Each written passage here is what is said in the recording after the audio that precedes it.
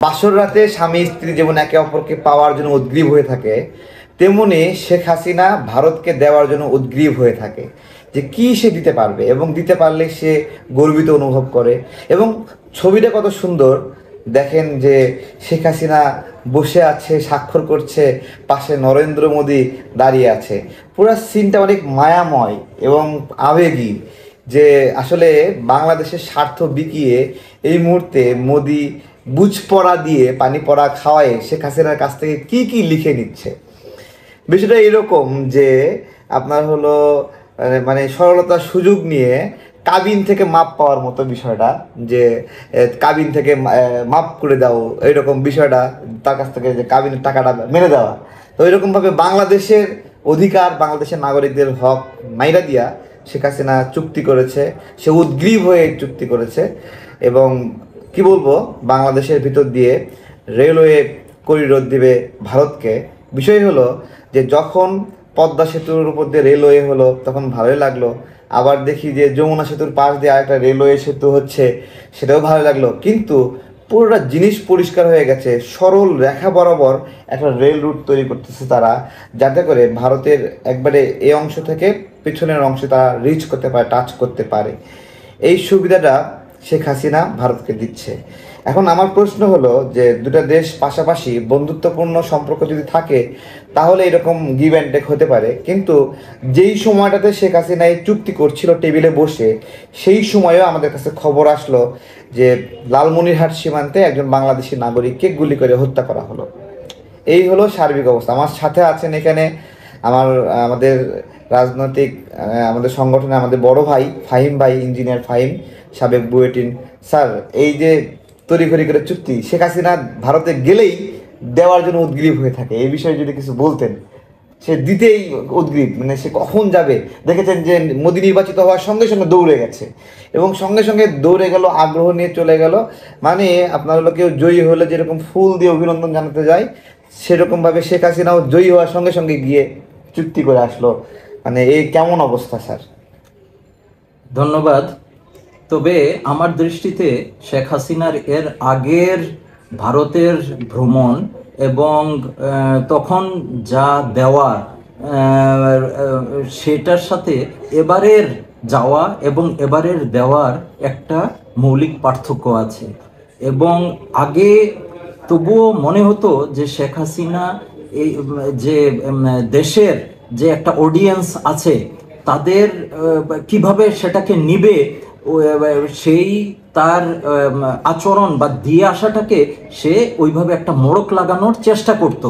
কিন্তু এইবার দেখছি শেখ হাসিনা বেপরোয়ার মতো জনগণ মানে খোলাসা পুরাপুরি খোলামেলা খোলাখুলিভাবে এই ভারতকে দেওয়ার এই প্রক্রিয়াটা সে গ্রহণ করেছে। আমার দৃষ্টিতে মনে হয়েছে বাইরে বাহ্যিক যাই মনে হোক, যে শেখ হাসিনা এক হিসাবে অসহায় না হলে এই রকম আত্মঘাতী পরিস্থিতিতে হয়তো সে নিজেও নিজেকে আত্মসমর্পণ করতো না। এই আত্মঘাতী পরিস্থিতিটা তৈরি হয়েছে এই 7ই জানুয়ারির ডামি নির্বাচনের ফলে। শেখ হাসিনা তার নিজের ট্র্যাপে নিজেই পড়েছে এবং এখন তার পেব্যাক টাইম। এবং মোদি সেই তার কাছ থেকে প্রতিদান নেওয়াটা বড় নির্দয়ভাবে নিচ্ছে। সেইখানে সে যে শেখ হাসিনাকে জিয়ে রেখে যে তার কাছ থেকে দহন করবে, সেইটার দিকেও সে ভ্রুক্ষেপ করছে না।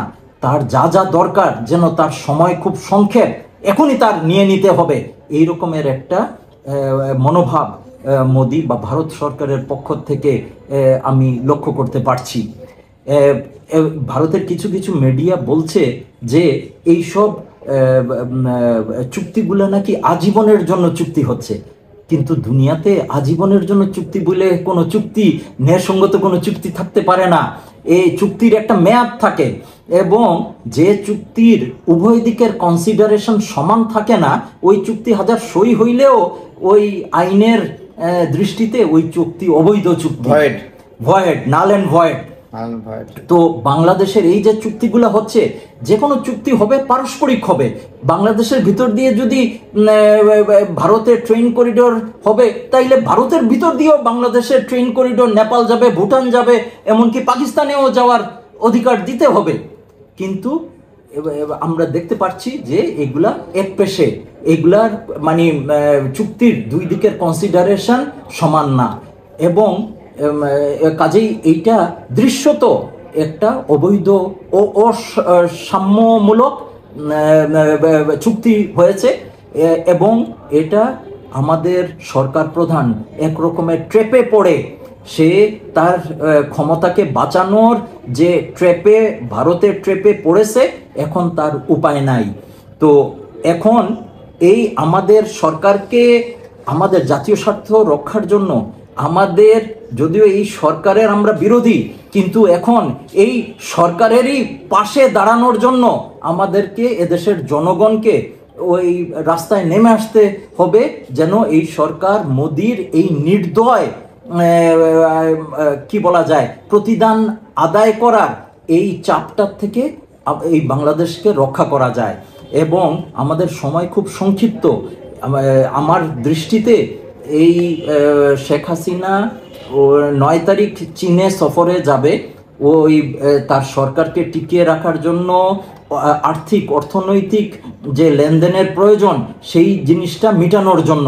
সেখানে যদি ওই চীনের সাথে যে লেনদেন, সেটায় যদি ভারতের লেনদেনকে এড়িয়ে সে চীনকে সন্তুষ্ট করে দিতে পারে, তাইলে আর কোনো আমাদের আশা থাকবে না এই ভারতের আধিপত্যকে প্রতিহত করার।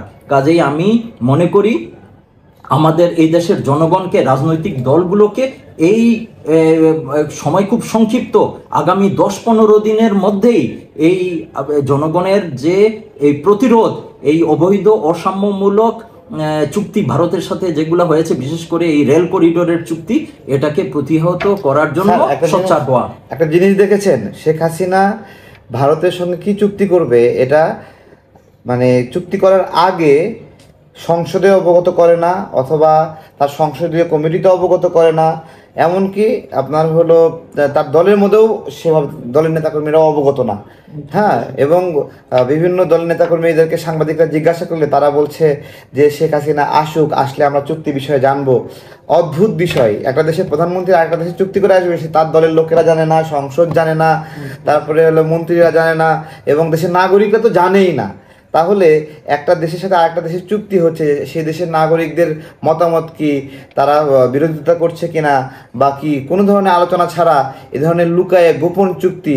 বিষয়টা হলো যে এরকম যে একজনের একটা বউ আছে, আর একটা বউকে তার পছন্দ, এই জন্য আরেকটা মেয়েকে সে পছন্দ, সে চুরি করে বিয়ে করে তাকে লুকায় রাখে আরেক জায়গায়, এবং মাঝে মাঝে সেখানে আপনার হলো গোপনে শুইতে যায়। বিষয়টা এরকম, মানে তার মানে পরকীয়া, মানে অবৈধ কাজ, অবৈধ, ওই কাজে যা সমাজে গৃহীত না, যা সমাজে গৃহীত না, অ্যাকসেপ্টেড না, এইরকমই একটা ঘটনা ঘটায় ফেলছে। এবং দেখেন এই চুক্তিগুলো বিষয়ে এর আগে যখন শেখ হাসিনা ভারতে গেল, তখন শেখ হাসিনা কি চুক্তি করেছে তার কোনো গণমাধ্যমে কেউ জানে না, এবং কোনো মন্ত্রীরা জানে না। ওবায়দুল কাদেরকে জিজ্ঞাসা করলো, নেত্রী আসুক সব জানা যাবে, মানে এইভাবে বলতেছে, অদ্ভুত বিষয়। এবং আপনার হলো মিডিয়া, বাংলাদেশের মিডিয়াগুলো ইন্ডিয়ান মিডিয়ার বরাত দিয়ে নিউজ লিখতেছে যে হলো এই আপনার হলো আনন্দবাজারে এই লেখছে, এগুলো লিখছে, অথচ তাদের কাছে সরকারের পক্ষ থেকে কোনো রিটেন ডকুমেন্ট দেওয়া হয় না, এই ধরনের একটা অবস্থা। তো আমরা বাংলাদেশের নাগরিকদেরকে আহ্বান জানাই যে গণ অধিকার পরিষদের পক্ষ থেকে আমরা আমাদের জায়গা থেকে প্রতিবাদ করার চেষ্টা করছি, এবং আগামীকালকে একটা মশাল মিছিল আছে সন্ধ্যায় গণ অধিকার পরিষদের কার্যালয়ের সামনে।